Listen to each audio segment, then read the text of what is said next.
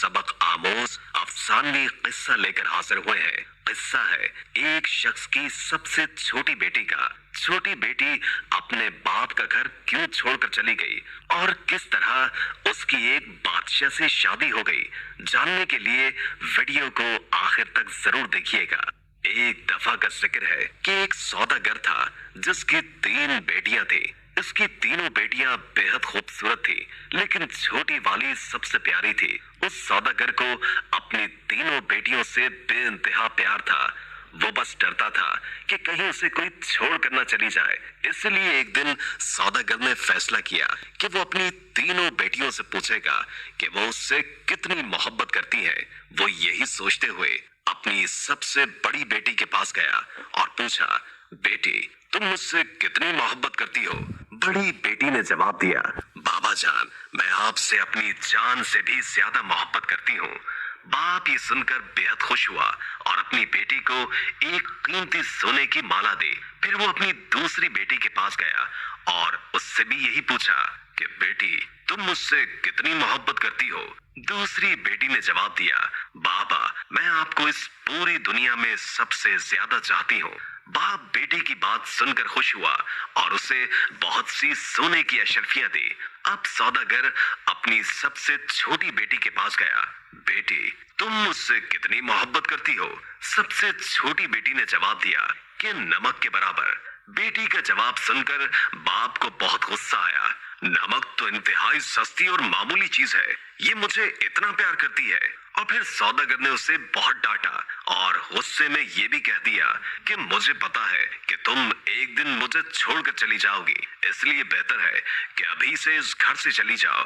बाप की बात बेटी के दिल पर जाकर लगी और वो किसी को भी बताए बगैर घर से रोते हुए निकल गई। वो लड़की एक ऐसी जगह से गुजर रही थी जहां बहुत सी घास उगी हुई थी। लड़की ने अपने लिबास के ऊपर ही एक और घास का लिबास बनाकर पहन लिया ताकि पहचानी ना जाए। इसके बाद वो बादशाह के महल के बाहर जाकर रुक गई और बाहर खड़े सिपाहियों से कहने लगी कि सुनो, मुझे कुछ काम की जरूरत है, क्या तुम मुझे काम पर रख लोगे? मुझे सब काम आता है। नहीं बीबी, हम ऐसे किसी को काम पर नहीं रख लेते, जाओ यहाँ से।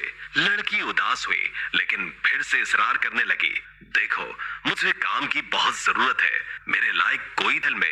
इससे पहले कि सिपाही इनकार करता, एक लड़की की बात सुन ली थी। उसे लड़की पर बहुत तरस आया, इसलिए उसने लड़की को अपने साथ रख लिया। बावर्ची ने उसे सारे काम समझाए और उसे उसके सोने की जगह भी दिखा दी जहां और भी औरतें थी। किसी को उस लड़की का नाम तो नहीं मालूम था, तो उसका घास वाला लिबास देखकर सबने उसका नाम घसियारी रख दिया। अगले दिन महल में हलचल मची कि बादशाह एक बहुत बड़ी तकरीब का इनेकाद कर रहे हैं, उसमें हर कोई शरीक हो सकता है।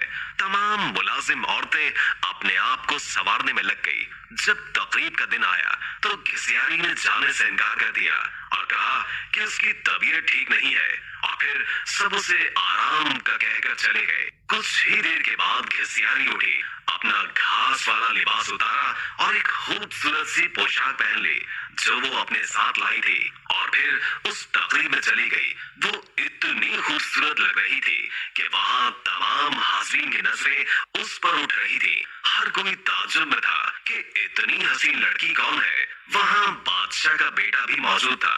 उसने जब इस हसीन लड़की को देखा तो देखता ही रह गया, और फिर शहजादे ने पूरी तकरीब बस घसियारी के साथ बातों में गुजार दी। शहजादे ने किसी और की तरफ आंख उठाकर भी न देखा। फिर घसियारी किसी की भी नजरों में आए बगैर वापस महल में आ गई। अगले दिन औरतों ने कहा कि तुम्हें वहां होना चाहिए था। कल बादशाह का बेटा एक हसीना पर लट्टू हो गया और सारा वक्त उसी के साथ रहा। घसियारी बज़ाहिर उदासी हुई, हाँ काश मैं भी जा सकती।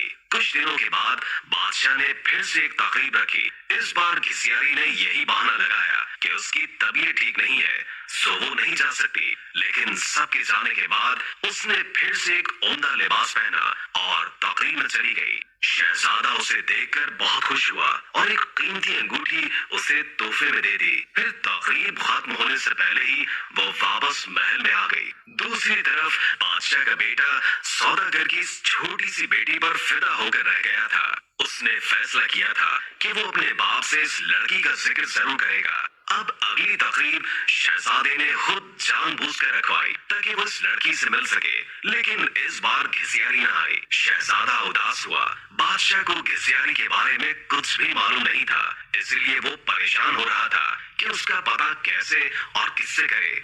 एक दिन शहजादे ने महल के मुलाजमों से सागूदाना बनाने की फरमाइश की। घिसियारी को जब ये पता चला तो उसने खुद सागूदाना बनाने की ख्वाहिश का इजहार किया। उसे इजाजत दे दी गई। घिसियारी ने सागूदाना बनाने के बाद वही कीमती अंगूठी जो शहजादे ने उसे दी थी सागूदाने में डाल दी। अब शहजादा मेज पर बैठा सागूदाना खा रहा था। जब खाना खा चुका तो देखा कि प्याले में अंगूठी पड़ी है। वो अंगूठी पहचान गया और जल्दी से अपने मुलाजमीन को बुलवाया। मुलाजमीन ने बताया कि ये सागूदाना घिसियारी नामी मुलाजमा ने बनाया है। फिर घिसियारी को बुलवाया गया। शहजादा घिसियारी को पहचान न सका, लेकिन जब घिसियारी ने बोलना शुरू किया तो शहजादे को उसकी आवाज सुनकर यकीन हो गया कि ये वही लड़की है जो उसे तकरीब में मिली थी और जिस पर वो दिल हार बैठा है। फिर घिसियारी ने अपना सारा किस्सा शहजादे को बताया कि वो इस महल में किस तरह पहुंच गई। शहजादे ने घिसियारी का बादशाह को बताया और इन दोनों की शादी कर दी गई। शादी के बाद एक बहुत बड़ी तकरीब रखी गई। उस तकरीब में सिर्फ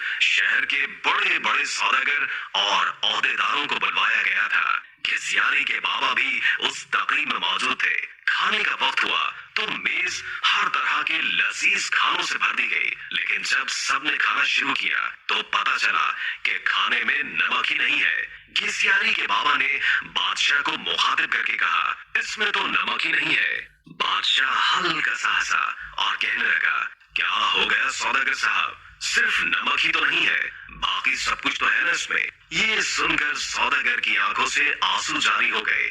बादशाह ने उसे ताजुब से देखा और पूछा कि जनाब आप रोने क्यों लग गए। सौदागर ने कहा, आज मैं अपनी बेटी की बात समझ गया हूँ। खाने में नमक ना हो तो चीज बदजायका हो जाती है, चाहे उस खाने में और कितने ही कीमती मसाला जात पड़े हो, लेकिन नमक के बगैर खाना कुछ भी नहीं। फिर सौदागर ने अपना किस्सा बादशाह को सुनाया और कहा कि मेरी बेटी मुझसे नाराज होकर चली गई है। मैंने उसे बहुत ढूंढा लेकिन वो नहीं मिली। मैं उसकी तरफ से बहुत परेशान रहता हूँ। सौदागर ने बादशाह को अपनी बेटी का हुलिया बताया तो बादशाह ने घिसियारी को बुलवाया और अपनी बेटी को सही सलामत देखकर बाप की खुशी का ठिकाना ही न था। सौदागर ने बेटी को गले लगाया और उससे माफिया मांगता रहा। दोस्तों वीडियो अच्छी लगी हो तो लाइक करके शेयर कर दें और कोई अच्छा सा कमेंट कर दें। अल्लाह ताला हम सबको अपनी हिफ्ज़ व अमान में रखे।